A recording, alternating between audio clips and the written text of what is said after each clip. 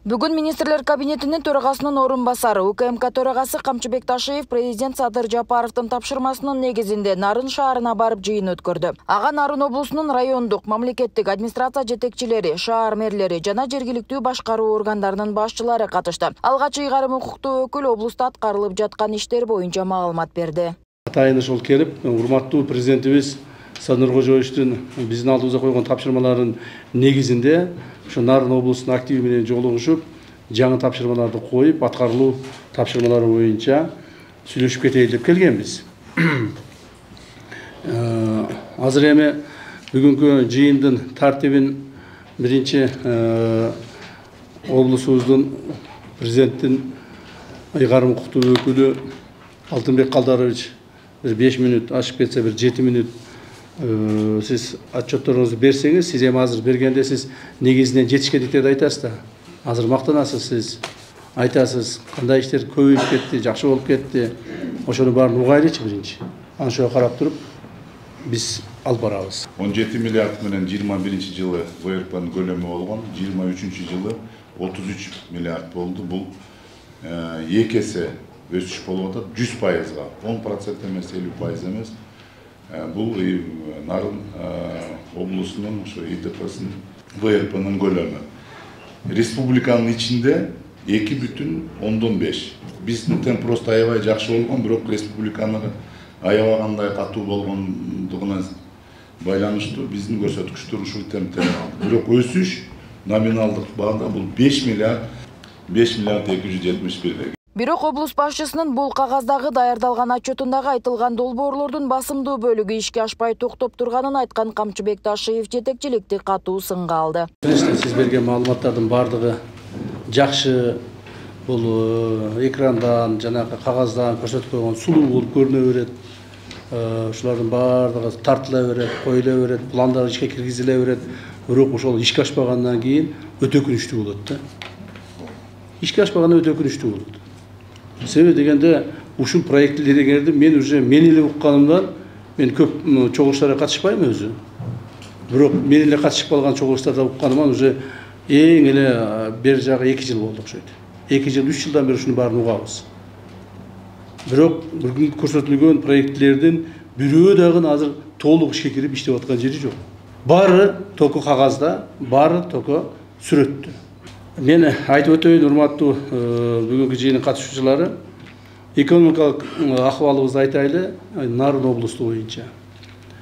Кече күнү ушул Нарындан чыктыбы, же болбосо Бишкектен чыктыбы, бирөө Нарын каралбай калды деп жанагыдай бир ыр чыгарганбы, анан кийин жанагыдай деструктивный ар түрдүү күчтөр, адамдар аягынан чукулап, биягынан чукулап Нарынга акча бөлүнбөй атат, Нарын каралбай атат деген сөздөрдү айтып атат.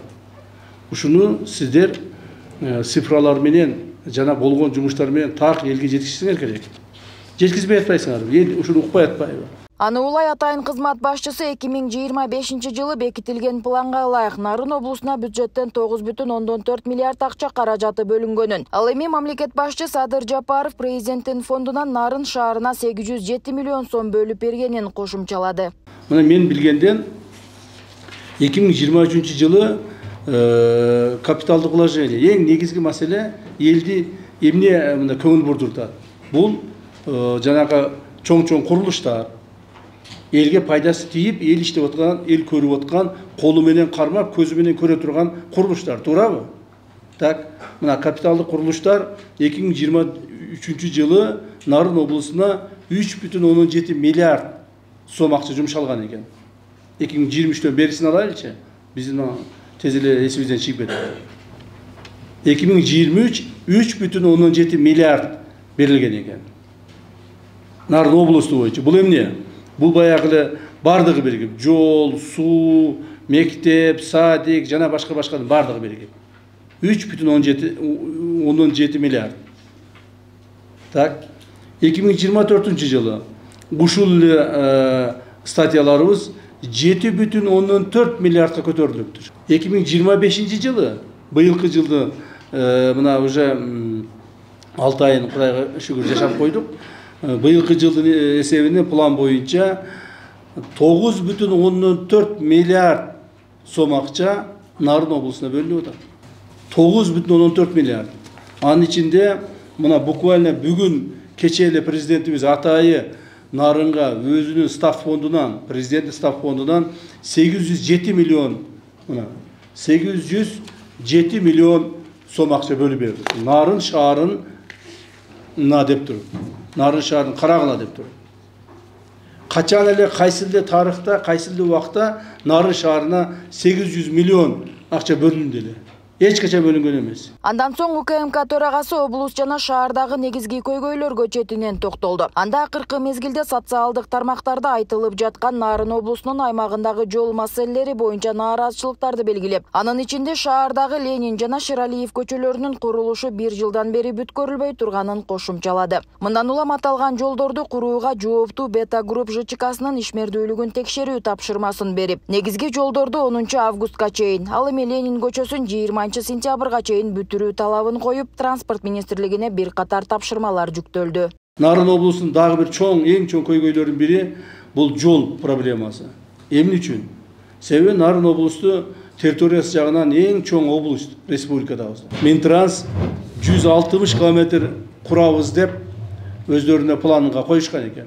Аткарылганы болгону 42 километр аткарылыптыр. 30% аткарыла ошондо, даже 30-дан амашырагы, азыгырагы. Жол боюнча Нарын облусунда өтө аянычтуу маселе болуп атат. Нарын облусуна быйылкы жылга план канча каралды? Нарын облусуна жалпы 266 километр план алабыз. Так, аткарылышы канча болот? Быйыл 100% аткарабыз. Так, токтоп туруңуз. 266 километрдин баарын аткарасыңар. 266 баарын. То есть быйылкы мына мен жазайынчы эмнеге. 266 километрди план болду, туурабы?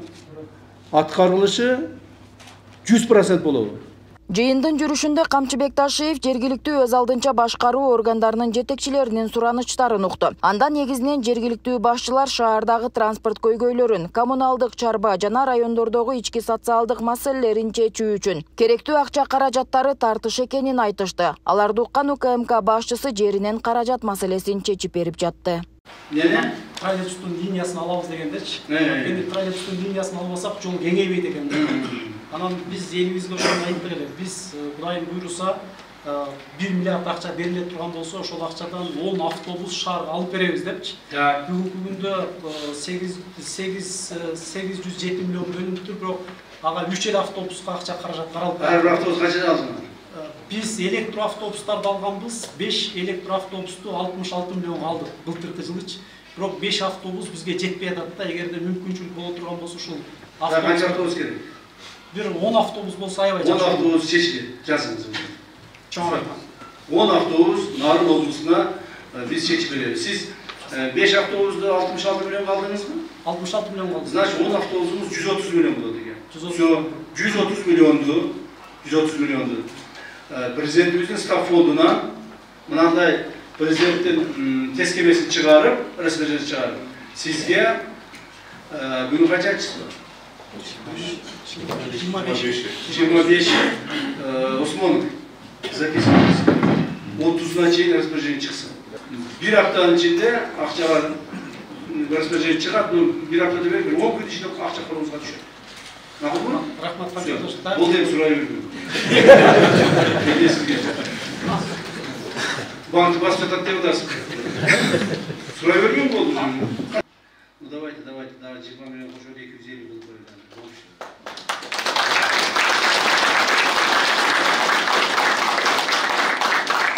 Мындан сырткары шаарда курулуп жаткан ипотекалык үйлөр 3 айдын аралыгында толук бүткөрүлүп, жарандарга берилерин президенттин иш башкармалыгынын башчысы Каныбек Туманбаев убадалады. Аны улай алдыда Нарын аэропорту август айында пайдаланууга берилип, ички аба каттамдары жандан ары кошумчаланды. Былтыр күздө мен келгенде ушу ипотека 1-2 этаж турат эле да.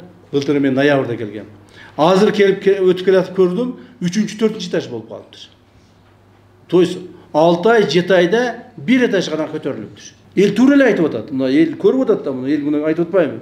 Көзү менен көрүп атат, туурабы? Эл көрүп атат, карап атат, ипотека деп жылды алдайсыңар. Ипотекадан сага квартира берем, ипотекадан квартира аласың деп жылды айтабыз. Жылда бир этаждан курулуп атат. Ушундай болсо, Нарындын ипотекасы бүгүнкү темп менен курула турган болсо, дагы 7-8 жыл курулат. Вот Қаныш Қошаевич, азыр сиз туура айтып кеттиңиз. Бетонный завод чечилди, баардыгы курулуп бүттү.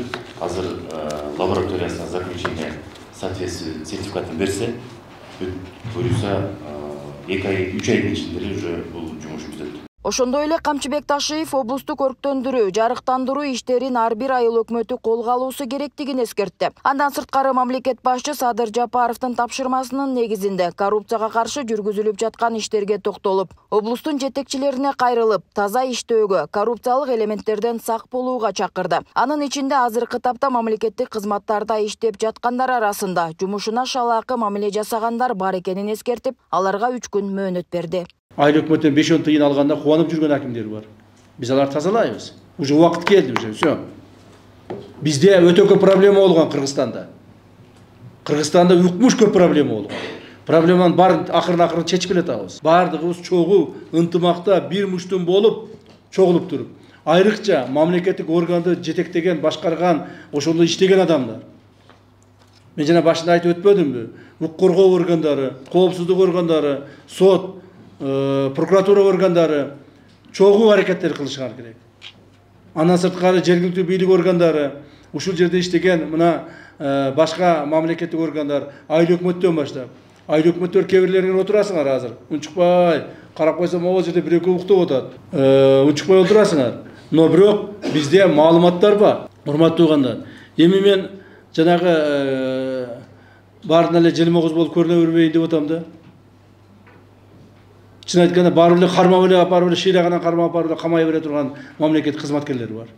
Тындырбай эле күндө эле апарып камай бере турган мамлекет кызматкерлери бар.